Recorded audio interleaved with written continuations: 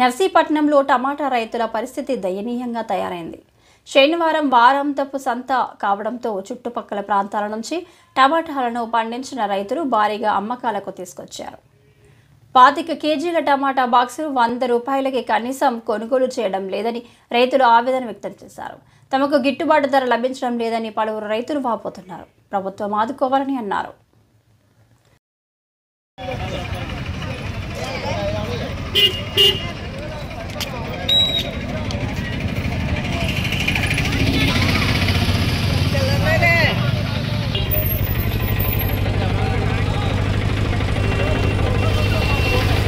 అమ్మా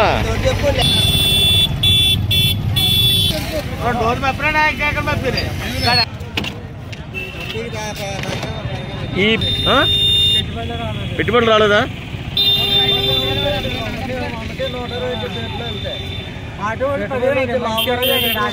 45 రూపాయలండి ఖర్చు పిల్లి కాక.